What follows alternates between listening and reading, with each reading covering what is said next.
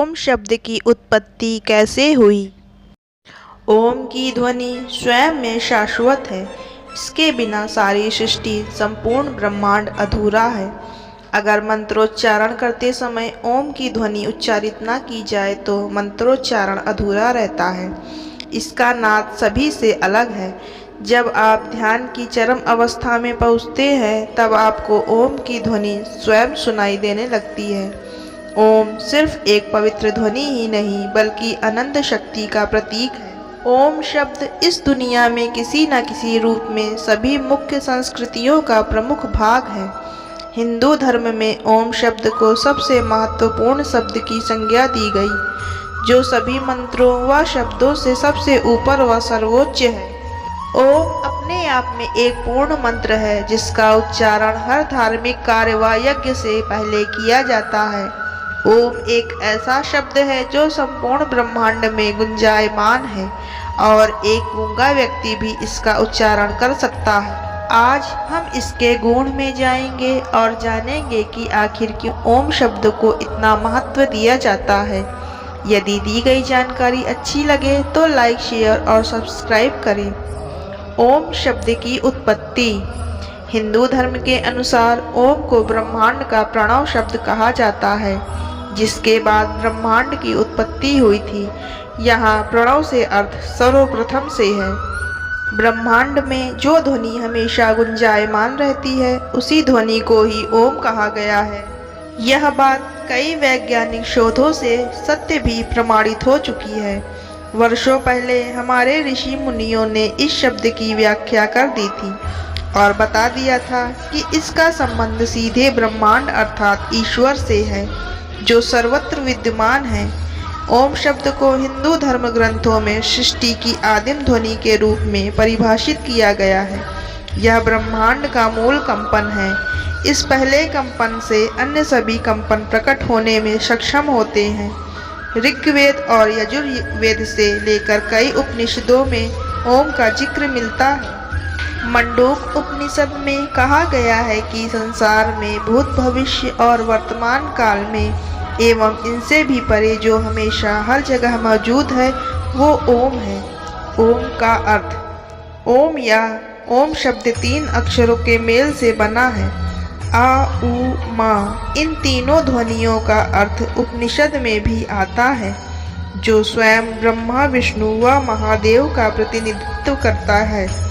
इसका सर्वप्रथम अक्षर आ है, जो मुख से निकलने वाला प्रथम अक्षर है। इसके उच्चारण से नाभि पर बल पड़ता है, जो हमारी रचना को दर्शाता है, अर्थात यह स्वयं ब्रह्मा का प्रतीक है, जो हमारे रचयिता हैं।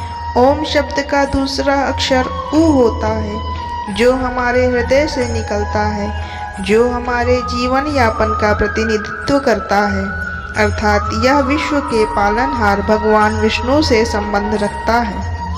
ओम शब्द का अंतिम अक्षर मा होता है, जो हमारे कंठ से निकलता है। वह वहाँ कंपन उत्पन्न करता है। कंठ भगवान शिव से संबंध रखता है, जो हमारे जीवन चक्र के समाप्ति का प्रतीक है। इस तरह से ओम का उच्चारण करने से हम ब्रह्मा, विष्णु व महेश का आवाहन करते हैं। इसी कारण इस शब्द को हमारे धर्म में सबसे ज़्यादा महत्व दिया गया है व हर मंत्र से पूर्व इसका उच्चारण किया जाता है। 3 अक्षरों आ, उ, मा से बना ओम शब्द संपूर्ण जगत एवं सभी के हृदय में वास करता है। यह उस अविनाशी का शाश्वत स्वरूप है जिसमें सभी देवता निवास करते हैं। ओम शब्द की विशेषता। ओम एक ऐसा शब्द है जिसका उच्चारण करने से हम अपने आसपास सकारात्मक ऊर्जा का संचार देख सकते हैं। ओंकारो यस्य मूलम। वेदों का मूल भी यही ओम है। ऋग्वेद पत्र है, सामवेद पुष्प है और यजुर्वेद इसका इच्छित फल है। तभी इसे प्रणव नाम दिया गया है, जिसे बीज मंत्र माना गया है। परमात्मा से जुड़ने का साधारण तरीका है ओम का उच्चारण करते रहना। ओम परमपिता परमात्मा का वेदोक्त एवं शास्त्रोक्त नाम है। समस्त वेद शास्त्र ओम की ही उपासना करते हैं। अतः ओम का ज्ञान ही सर्वोत्कृष्ट ज्ञान है। ईश्वर के सभी स्वरूपों की उपासना के मंत्र ओम से ही प्रारंभ होते हैं। इस मंत्र का प्रारंभ है, अंत नहीं। यह ब्रह्मांड की अनाहत ध्वनि है। अनाहत अर्थात किसी भी प्रकार की टकराहट के बिना उत्पन्न होने वाली ध्वनि। ओम शब्द के उच्चारण मात्र से शरीर में एक सकारात्मक ऊर्जा आती है। हमारे शास्त्र में ओम ध्वनि के 100 से भी ज़्यादा अर्थ बताए गए हैं। योग में भी इसको बहुत ज़्यादा महत्व दिया गया है, क्योंकि ओम शब्द के उच्चारण के बिना योग अधूरा माना जाता है। इस मंत्र के लगातार एकाग्र मन से जाप करने से हम सीधे ब्रह्मांड से जुड़ सकते हैं, क्योंकि यही ब्रह्मांड की ध्वनि है। आपको यह जानकर आश्चर्य होगा कि अन्य धर्मों ने भी ओम को अपने अंदर समाहित किया है, बस कुछ अलग रूप में। ईसाई धर्म के लोग आमीन बोलते हैं, जो इसी ओम शब्द का प्रतीक है। इसी तरह इस्लाम में आमीन शब्द का प्रयोग किया गया है। सिख धर्म में ओंकार शब्द का उल्लेख है, जो ओम के गुणों का वर्णन करता है। गुरु नानक देव ने कहा था कि एक ओंकार सतनाम, अर्थात ओंकार ही अटल सत्य है। इसी प्रकार अन्य धर्मों जैन, बौद्ध इत्यादि में भी इसे अलग अलग रूपों में सम्मिलित किया गया है। जैन धर्म में अरिहंत, सिद्ध, आचार्य, उपाध्याय और मुनियों को पंच परमेष्ठी माना गया है।